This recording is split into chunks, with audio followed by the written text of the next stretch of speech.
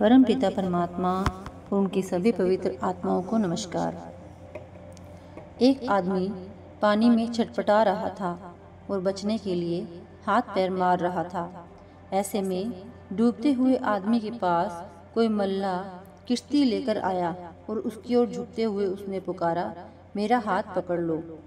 पानी में छटपटाते हुए वह आदमी कहने लगा, मैं बड़ी मुसीबत में हूँ, तुम सोच भी नहीं सकते कि मुझे कितनी तकलीफ हो रही है। मल्लाह ने फिर कहा, लो पकड़ो मेरा हाथ। वह आदमी हाथ पैर मारते हुए रोने लगा, मैं सूखी जमीन पर पहुंचने के लिए तड़प रहा हूँ।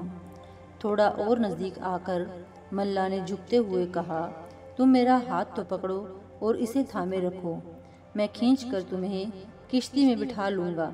लेकिन वह आदमी रोते रोते पानी में हाथ पैर मारते हुए बोलता गया, मेरे ही साथ ऐसा क्यों हुआ? मेरे साथ बड़ी नाइंसाफ़ी हुई है कि मैं पानी में गिर पड़ा। यही हमारी वर्तमान अवस्था है। हम सोचते हैं हमारे साथ ही ऐसा क्यों हुआ।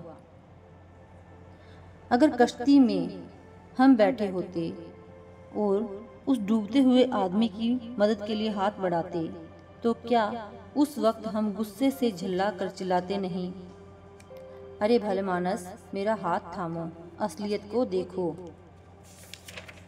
असलियत को देखो। हमारे लिए इन शब्दों का क्या मतलब है? आज के समय में इनका मतलब है, अपने आप को धोखे में न रखो। इस बात को समझो कि तुम कौन हो और तुम्हारे हालात क्या हैं। जागो और अपनी असलियत को पहचानो। रूहानियत में इन शब्दों का मतलब केवल यही नहीं, बल्कि इससे कहीं और ज़्यादा है। इसका मतलब यह है कि असल में सत्य क्या है, उसे पहचानना, उसकी गहराई, उसके सार को समझना। इसका मतलब है, हमें वह सब करना चाहिए जो उस सत्य का अनुभव करने के लिए ज़रूरी है। इसका अर्थ है उस सत्य के साथ जीना, यानी सत्य को अपनी ज़िंदगी का हिस्सा बनाना, सत्य का ही रूप बन जाना। असल में इसका अर्थ है परमात्मा की पहचान करना। हमारी हालत कहानी में बताए गए उस डूबते हुए आदमी जैसी ही है। जब सतगुरु हमें भजन सिमरन के लिए कहते हैं, तो वह यही कहते हैं, लो पकड़ो मेरा हाथ, इसे थामे रखो। दूसरे शब्दों में यूँ कहा जा सकता है, जागो, खुद को शब्द के साथ जोड़ो, ताकि तुम जीवन के भवसागर में डूब ना जाओ। शब्द परमात्मा का वह हाथ है जो उसने हमारी ओर बढ़ाया है।